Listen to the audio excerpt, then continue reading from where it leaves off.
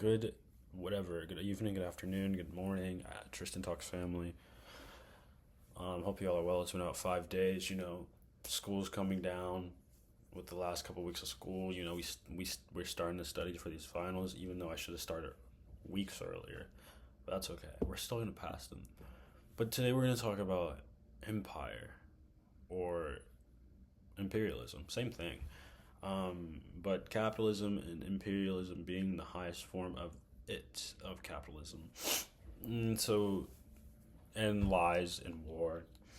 And so all that good stuff. It's gonna be a pretty long video, I would assume.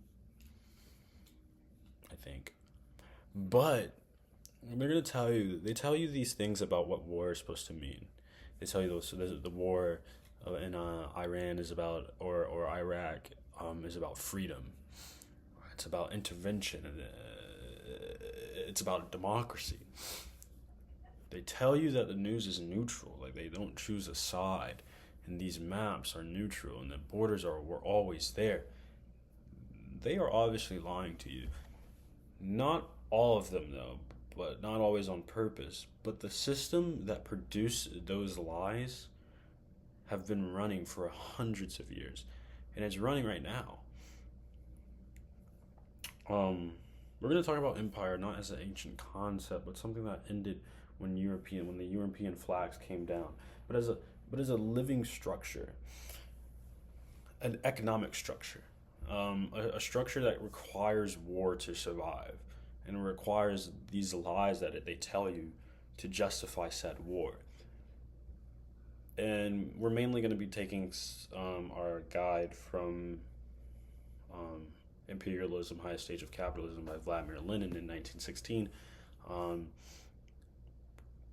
But I don't really care about what you think about Lenin. What I care about Lenin as a revolutionary, but Lenin as an analyst. That's what I care about. Because this book predicted the shape of the 20th century before it happened. And most of what is described is still operating today. So here's what Lenin actually said. In part one, the machine that needs to expand. Lenin wrote Imperialism as a pamphlet. He wanted it to be practical and something readable, something everybody could read. He was drawing heavily on two liberal economists, John Hobson and Rudolf Heidelberg or something, Hilferding, some shit like that. But he pushed their analysis further and sharpened it with actual teeth. His core argument is that in capitalism, in its advanced stage, it does not stay inside national borders. It can't stay inside national borders. In early capitalism, you have this idea of competition. Lots of small businesses competing, prices going down, innovation happens, all the textbook stuff. But following the evidence in Lenin's own era showed that competition eventually produces concentration. The strongest firms buy up and crush the weakest firms. You end up not with hundreds of competitors, but with the handful of massive monopolies. He was writing at the exact moment the Standard Oil and U.S. Steel and Deutsche Bank, I'm not good with these German words, and a dozen other giants were consolidating their control over entire industries. But these monopolies accumulated capital faster than they profited at home. They abstracted so much from the domestic working class that they cannot afford to buy everything you produce. This demand then dries up. So what do you do with this surplus capital? You export it. You go find somewhere else with cheaper labor, raw materials you don't have, and markets that haven't been saturated yet, and you go find a vast, in Lenin's words, a vast reserve of cheap labor and raw materials. And to make sure your investment is protected, to make sure nobody nationalizes your oil or defaults on your loans, you need political control over that territory. Maybe a friendly government, maybe a military base, or maybe an outright colony. That is imperialism. Not as an ideology, not as a feeling of racial superiority, though that gets recruited to justify it through colonialism. But imperialism as an economic compulsion, the system needs to expand or it collapses. And that need for expansion produces everything else we're going to talk about today: the lies and the wars. Finance capital, the real actual boss. Industrial capital and bank capital had merged. The biggest banks weren't just holding your deposits, they were financing entire industries. They were buying stakes in corporations and directing the flow of investment across the global economy. Lenin called this fusion finance capital, and he argued it representing a new ruling class, of one whose interests were inseparable from imperial expansion. The people making decisions about where capital flows, which county or countries get investment, which get debt and which get loans, which streams attached, are the same people whose fortunes depended on maintaining access to global markets. The banker and the empire builder are the same person, or at least serve the same interests. That sounds familiar. It sounds like the World Bank, the IMF, or the structural adjustment programs that open developing countries to foreign investment in exchange for loans. The dollar as the global reserve currency, this financial system isn't neutral. It has not been neutral. It's the mechanism through which capital moves across borders, and it always required political and military power to back it up. This idea wasn't invented by Lenin, but he was the one of the first connected systematically. Economic expansion requires political domination. Political domination requires military force, and military force requires lies. Lock it in. That's the chain we're going to follow for the rest of this video.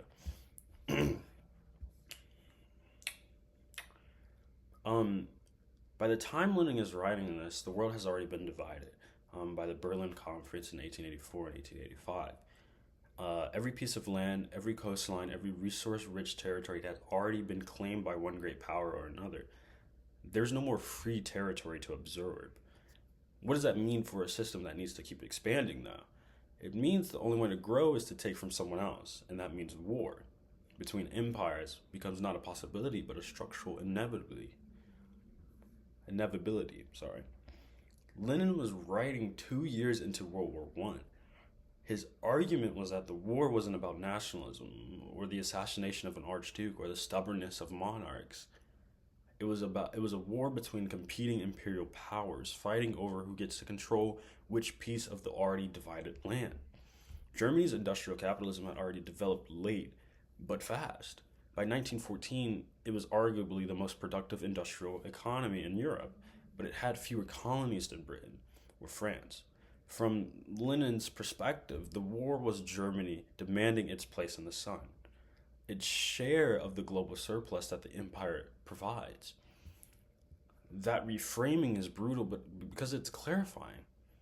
Millions of people died in the trenches not for freedom, not for civilization, but because competing ruling classes couldn't agree on how to divide the spoils. Around here, we're not going to be confused, I'm telling you. But then this comes on the idea of the scramble for Africa. The Berlin Conference of 1884 and 1885 is one of the clearest illustrations of Lenin's thesis that you'll ever find. European powers literally sat around a table in Germany with no African representatives present and drew lines across the continent, dividing into spheres of influence. The justification? Civilization, Christianity, lifting up the backwards people of Africa into the modern world. That was the story, and that was the lie. The reality was that Africa is the richest country in the world. Because what? There's rubber, ivory, gold, diamonds, cotton, palm oil, and labor. Y'all with me? King Leopold II of Belgium didn't go to Congo because he cared about the Congolese people. He went to because the Congo basin had rubber. And the global bicycle and automobile market was exploding. The humanitarian rhetoric was the cover story for one of the most brutal extraction regimes in modern history, one that killed an estimate of 10 million people. This is the pattern. Capital needs resources and labor. Ideology provides the justification, and violence enforces the arrangement. The borders drawn at the Berlin Wall, or I mean, not the Berlin Wall, but at Berlin Conference, are still there. The economic relationships established by colonialism, Africa is a supplier of raw materials, a debtor to foreign capital, a market for imported manufactured goods. Those relationships didn't end when the flags came down. They got restructured. But we'll come back to that. The myth, and then there's the myth of the civilizing mission. Every empire in history has told a story about itself and made it the hero. The Romans brought law, the British brought civilizations, the Americans brought democracy. These narratives aren't accidents. They're necessary components of imperial power. You can't sustain an empire purely through violence. Violence is expensive. It breeds resistance. And it's hard to recruit soldiers to die for something framed as theft and domination. You need a story that makes the people doing the dominating feel like they're doing something noble. And that makes the people being dominated feel like the resistance is futile or even wrong. The civilizing mission served both functions. For the colonizers, it transformed extraction into charity. For the colonized, it framed their own culture and governance as inferior, requiring external correction. Frantz Fanon, writing out of the Algerian independence struggles decades after Lenin, called this psychological dimension of colonialism. The way the colonizers' worldview gets installed inside the colonized mind, you start to see yourself through the empire's eyes. Your history becomes prehistory. Your culture becomes tradition that needs to be overcome. But it's not separate from Lenin's analysis. It's the ideological infrastructure that makes the economic structure sustainable. Lenin focused on the economics. Fanon filled in the psychology. Together, they give you the full picture. And then we're going to talk about the lies, the manufacture and consent in the imperial propaganda. This is where Michael Parenti comes in. Because Michael Parenti talked very heavily on this. And I was just watching a video on how the government will lie to you by Michael Parenti. May God rest his soul. I don't believe in Jesus, but may he rest in peace. We're going to talk about the lies, but not as isolated incidents of dishonest politicians, but as a structural feature of imperial politics. Lenin understood that in a democratic or semi-democratic society, you can't just announce that you're going to war to protect your investments overseas. You have to construct a public justification.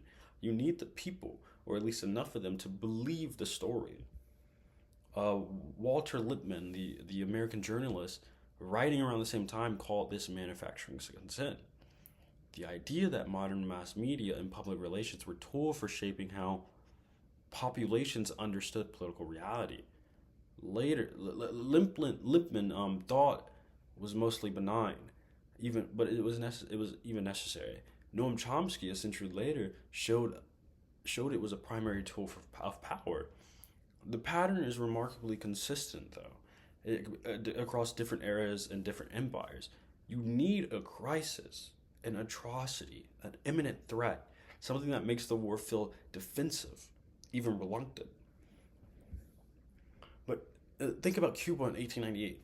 American newspapers, particularly William Randolph Hearst papers, Yellow Press, ran lurid. They often fabricated stories about Spanish atrocities against Cubans. When the USS Maine exploded in Havana Harbor, primarily from an internal accident, the press immediately blamed Spain. Remember the Maine, they said, became the rallying cry for a war that gave the United States Puerto Rico, Guam, and the Philippines. Cuba became technically independent, but with a constitutional amendment, the Plot Amendment, giving the U.S. the right to intervene whenever it judged Cuban sovereignty to be insufficient. It was empire with extra steps. In Vietnam, the Gulf of Tonkin incident in 1964, a claimed North Vietnamese attack on American warships was used by the Johnson administration to get congressional authority for full-scale war. Declassified documents later confirmed that the second alleged attack, which triggered the resolution, almost certainly didn't happen. I did my research. The Secretary of Defense at the time, Robert Nkrumah, I think that's how you say it. Correct me if I'm wrong. Later admitted as much. 58,000 Americans dead, millions of Vietnamese dead, based on a lie. Iraq, 2003. The case made to the American public, to Congress, and to the United Nations was built around weapons of mass destruction, chemical, biological, possibly nuclear. Sounds convincing. That Saddam Hussein allegedly possessed and was prepared to use. First off, Saddam Hussein was the CIA's poster boy for a long time, until he started getting to the economics of Iraq. Think about that. Research it later.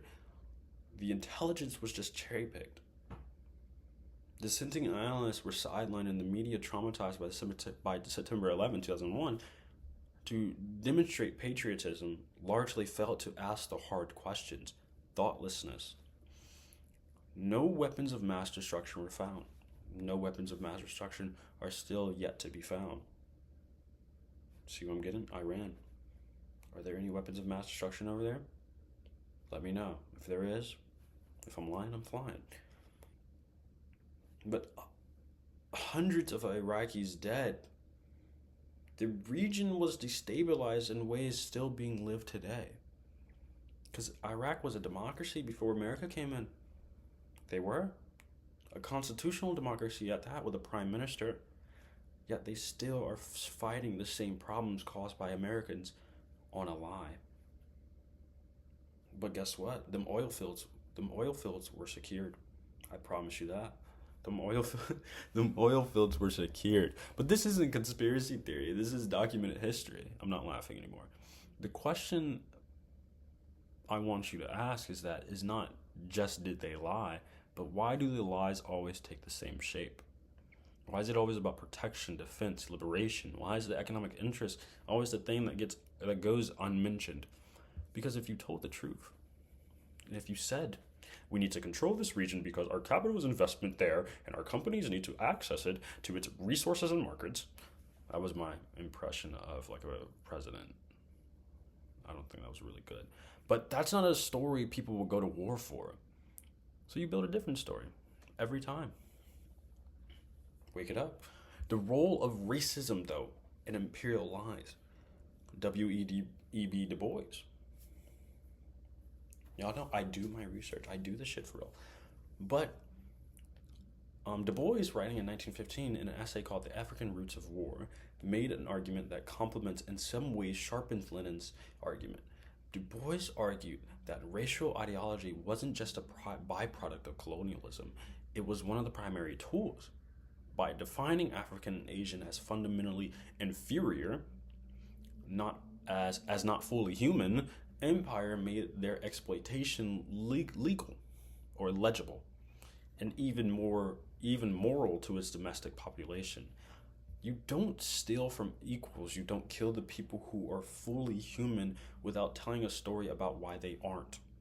Racism provided this story, and it also provided a material benefit to white workers, imperial nations, by linking whiteness to a sense of civilization superiority. Ruling classes could build solidarity across class lines. The white worker might be exploited, but at least he wasn't savage. This psychological wage, as Du Bois called it, helped diffuse the class conflict at home by redirecting it outward. Think about it. This framework that Lenin describes, the economic logic of empire, Du Bois explains why ordinary people, the people who had nothing to gain from imperialism and plenty to lose from the wars it produced, could be made to support it. Racism is the lubricant that makes the machine run smoothly. It converts economic exploitation into cultural destiny. We're done. I'm joking. We have a long way to go. But we're going to talk about the wars. Wars as imperial maintenance. War is not a failure of the imperial system, it's a feature of this imperial system. Wars serve the imperial system in many ways, multiple ways. They open new territories, they crush resistance to the established order, they destroy surplus production. When you've got an economy that produces more than it can profitably sell, blowing things up is one way to generate new demand. And they enrich the industries that produce weapons, logistics, and reconstruction. Dwight Eisenhower, we all know and love, 5-star general, Supreme Allied Commander in World War II, Republican President of the United States, warned in his farewell address in 1961 about what he called the military-industrial complex. He said, and I'm paraphrasing, that the conjunction of a massive permanent defense establishment and a large arms industry was new in American experience, and that its influence, economic, political, and even spiritual, was felt in every city, every state house, and every office of the federal government. This is a Cold War American president describing Lenin's thesis. The defense industry in the United States spends hundreds of millions of dollars on lobbying every year. Defense contractors have strategically spread manufacturing across dozens of congressional districts, ensuring that every congressman who tries to cut military spending is cutting jobs in its own district. That the economic interest of the military-industrial complex and the political interest of elected officials are deliberately intertwined. War is not about ideology; it's an industry. The Cold War also gets in this as an imperial competition. Lenin predicted that as world wars divided among imperial powers, conflict would become increasingly about redistribution, who controls which territories, rather than expansion into a genuinely new space. The Cold War is perhaps the most complete illustration of this. The United States and the Soviet Union both presented themselves as ideological projects, one defending freedom, one defending capitalism, one defending socialism, and one defending national liberation. But look at the actual geography of the Cold War intervention, and what you find is a struggle over the same thing. Empires have always struggled over access, control, and strategic position. The U.S. overthrew the democratically elected Mohammed,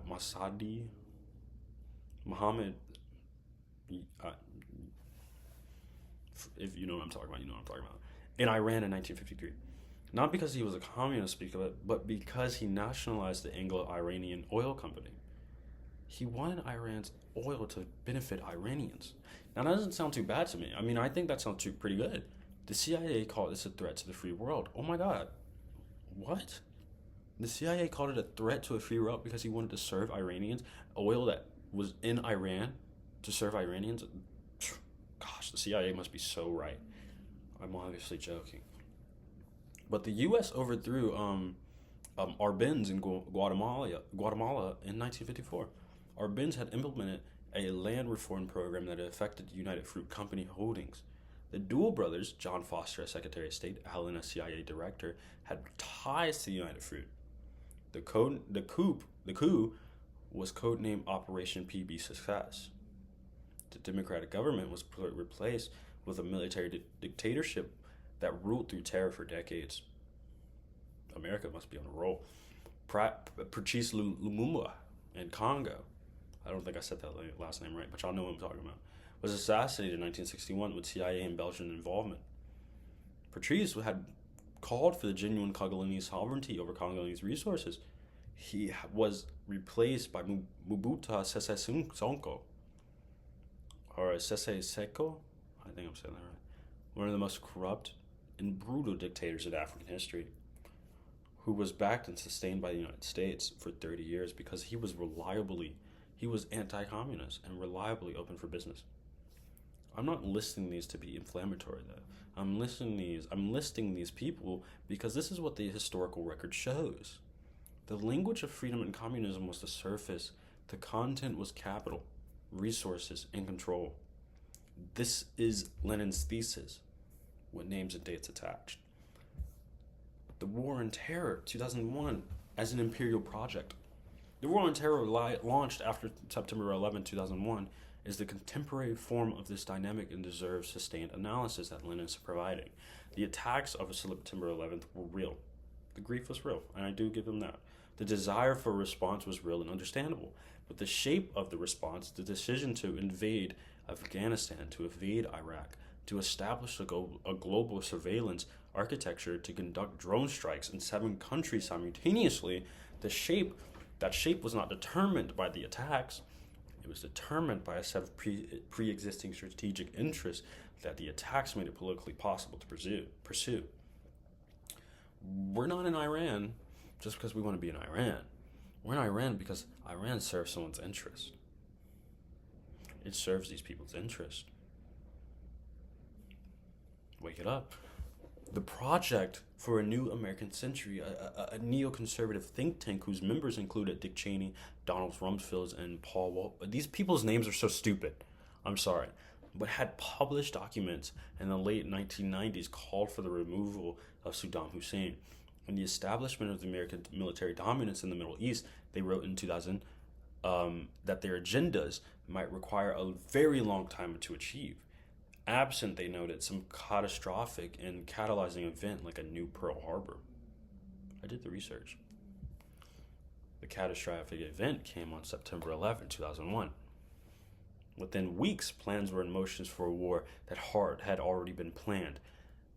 Now, the people get me because they think the Jewish people did to, September 11th.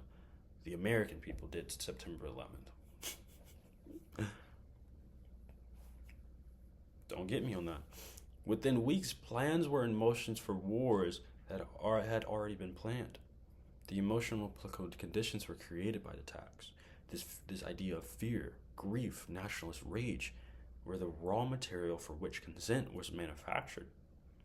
The lies about the WMDs came later to justify a war whose real rationale was manufactured. Right? I'm sorry. Wait, no, I'm tripping. Whose real rationale was strategic positioning in one of the most oil-rich regions on Earth. Keep that in mind. The War on Terror had killed hundreds of thousands of people in Afghanistan, Iraq, Yemen, Somalia, Pakistan, Libya, Syria. It has displaced tens of millions of people.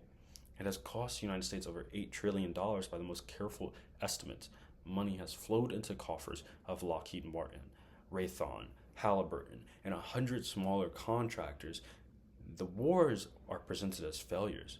From a humanitarian perspective, they absolutely were. From the perspective of capital, they performed exactly as intended. I was talking for about 30 minutes and I need a break, so this is why there's going to be a cut in the video. But neocolonialism. By the 1960s, former colonial empires were dismantling. Country after country in Africa, Asia, and the Caribbean were gaining political independence. This was a genuine achievement, and I think that's awesome. Achieved through decades of organized resistance, sacrifice, and struggle. The people who won those independence were not naive about the limitations of political sovereignty without economic sovereignty. Kwame Nkrumah, the first president of an independent Ghana, published my people are from Ghana, so I don't play about Ghana.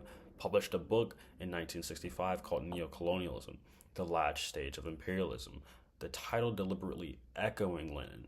His argument was that political independence without economic independence is a form. The substance of power, control of resources, terms of trade, access to capital, the ability to set your own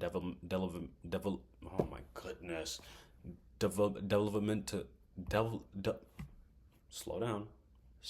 I'm not editing this out. We're gonna work together. Development path remained in the hands of the former colonial powers and their financial institutions. The mechanisms changed. Instead of direct political control, you use debt. Instead of military governors, you use the International Monetary Fund, the IMF. Instead of extracting resources through forced labor, you structured trade agreements that kept raw materials prices low and manufactured goods prices high, trapping developing economies in a permanent position of dependency. Structural adjustment programs, which the IMF and the World Bank imposed on dozens of African, Latin, and Asian economies through the 1980s and 1990s, required recipient countries to privatize state enterprises. I'm going to slow down. Cut social spending and eliminate tariffs, and open their economies to foreign investment, all in exchange for loans that they needed to service debts accumulated during the Cold War, often debts incurred by dictatorships that the West has installed and supported. Countries that had never been chosen had we're gonna look that up because we're working together here. We're working together here. Austerity. Countries that had never chosen austerity had it forced on them from Washington, D.C. The results were catastrophic for ordinary people and highly profitable for international capital. This is what Lenin's export of capital operating through what is happening out there. Whole house, man. Through institutional architecture, the empire didn't end, it updated its user's interface for my computer science people. But here we're going to talk about the dollar and the petrodollar and the structural power. I need to relax. One piece of this that doesn't get enough attention is the role of the dollar as a global reserve currency, and specifically the petrodollar system established after 1971. When Nixon took the dollar off the gold standard in 1971, the U.S. needed a new mechanism to maintain dollar dominance. The deal that made Saudi Arabia was elegant in its brutality. Oil would be priced and sold exclusively in dollars. In exchange, the U.S. would guarantee Saudi security and arm the Saudi military. This meant that any country in the world that needed oil, which is to say any country in the world that needed to hold dollars, which meant they needed to buy U.S. Treasury bonds, which financed American deficiency spending, which funded the American military that enforced the arrangement. When Saddam Hussein announced in 2000 that Iraq would sell its oil in euros, when I called Saddam Hussein the CIA poster boy, because he was, and when he started talking about Iraqi economic independence, here we go. Not dollars. This was a direct challenge to the system. When Gaddafi proposed a gold-backed African currency, the dinar, that would free African oil exporters from dollar dependency, that too was a direct challenge. Within a few years, both men were dead. CIA, please. And both countries were in ruins. I'm not saying that's the only reason. I'm saying it's a reason that never gets mentioned in the official narrative, and that omission is itself a lie. We're almost done, people. Right now in 2024, the Democratic Republic of Congo holds roughly 70% of the world's known cobalt reserves. Cobalt is essential for lithium-ion batteries, which powers every electric vehicle, every smartphone, and every laptop. The green energy transmission has currently structured runs on Congolese cobalt mined by workers, earning a few dollars a day, in conditions that international observers have compared to 19th century extraction. The Congo's GDP per capita is among the lowest in the world. Its mineral wealth is among the highest. That gap is not a result of Congolese failure or dysfunction. It is a result of century-long systematically enforced arrangement that ensures the values created by the Congolese resources flow outward. Lenin described this arrangement in 1916. It hasn't ended. It hasn't even changed. France maintains military bases across its former African colonies: Senegal, Côte d'Ivoire, Gabon, Chad, Niger, Djibouti. And has intervened militarily in African countries more than 50 times since those countries gained independence. The French franc was replaced by the CFA franc, a currency used by 14 African countries, whose value is pegged to the euro, and his foreign exchange reserves is held in the French treasury. Former French colonies are required to deposit 50% of their foreign reserves in Paris. This arrangement was described by multiple African presidents as a form of ongoing financial colonialism. It has begun to unravel in recent years, like coups in Mali, Burkina Faso, Niger, explicitly cited French neocolonialism as their justification. But the underlying economic relationships are proving harder to dislodge than any government. We're almost done, people. We're almost done. But why this still matters? I want to be honest with you about the limits of the frameworks we've been using, because the intellectual honesty is about what this channel is about, or what this YouTube channel is about. Lenin's analysis is powerful, but it obviously has real gaps, as any analysis has. It is heavily based on economics. It tends to reduce political decisions to economic interests. While economic interests are enormously important, they don't explain everything. Culture, ideology, nationalism, religious conviction, and personal psychology. These are the real forces that shape political outcomes in ways that cannot be reduced to capital flows. The people who flew planes into buildings on September 11th were not motivated primarily by a desire to protect investment returns. Ideology and religion are real. Lenin's framework was built around nation states as primary actors. Today, multinational corporations, international financial institutions, and transnational networks of capital operate in ways that don't always map neatly onto national interests. American workers and American corporations no longer straightforwardly share the same interests, if they ever did. The imperial relationship is not as much as about class as it is about country. Lenin was not writing about race as a primary category of analysis, as Du Bois showed. You cannot fully understand how empire operates, how it recruits mass support, how it constructs its ideological justifications, how it produces psychological damage that lasts generations without centering race. Lenin gives you the skeleton. Du Bois, Fanon, C.L.R, James, and Walter Rodney, these thinkers give you the flesh and blood. But here's why Lenin's framework still matters today.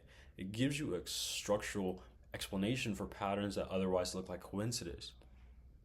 I don't care. Or bad decisions or individual corruption. Why does the United States have military bases in 70 countries? Why does the IMF keep prescribing the same austerity medicine that keeps making things worse? Why do democratically elected leaders who try to nationalize their resources keep ending up overthrown or dead? Why does the news keep telling you that the war's about freedom when the maps tell you that they're about pipelines and ports? Because the system has needs, and those needs haven't changed. But this is what I want you to leave with this, and this is what the resistance looks like. I don't want you to leave with just the weight of the thing, but understanding empire is not the same as accepting it. Throughout the era Lenin was describing, people have been resisting. The Haitian Revolution, the only successful slave revolution in history, which terrified every slaveholder and colonizing power on earth, and resulted in Haiti being forced to pay France reparations for the loss of its enslaved people for 122 years, that was resistance. The anti-colonial movements of the 20th century that ended formal empire, despite the neo-colonial structures that replaced it, that was resistance. The non-allied movement, which tried to carve out a political space between American and Soviet imperialism, that also was resistance. The current wave of African governments demanding genuine sovereignty over their own resources and their own political future, this is resistance. And resistance matters not just because it sometimes wins, but because it exposes the lie. Every successful resistant movement forces the empire to drop the pretense, at least temporarily, and reveal the coercion underneath. And in the moment of exposure, people see more clearly what the system actually is. That's what this kind of education is for. Not to make you cynical, not to make you feel like nothing you do matters, but to help you see the structure clearly enough to know where the pressure points are, where the lies are operating, and what kind of world it would take to build something different. Lenin wrote in 1916 that imperialism was the highest stage of capitalism, meaning he believed the final stage after which revolution would restructure the global order. He was wrong about the timeline. He was arguably wrong about the revolution, but he was right that the system he was describing could not be reformed at the margins. The lies and the war are not accidents that better leadership could prevent. They are structural outputs of an arrangement that requires expansion, requires control, and requires a story to justify both. The question is not whether to be angry about that. The question is what to do with that anger. Empire, lies, and war. 3 words, but one system. The empire needs to expand because capital demands it. The lies are necessary because the expansion requires justification. The wars are an enforcement mechanism when the lies are enough. Lenin saw it in 1916, Du Bois saw it in 1915, Nkrumah saw it in 1965, Rodney, who wrote How Europe Undeveloped Africa was assassinated in 1918, it saw it, Fanon saw it. These weren't fringe theorists, they were people paying close attention to a world that kept doing the same thing over and over, with different names and different flags, and asking why. The answer they kept arriving at is the same one that the evidence keeps pointing to. The structure, the machine, the system that is not evil because the people running it are uniquely evil, but because the logic of its operation produces exploitation and violence as reliably as a factory produces goods. You can't fight what you can't see, so start seeing it. I'm not playing. That's what we do here. I'm Tristan. You already know I put some references and sources in the bio so you can do your own research. Appreciate y'all watching. Peace.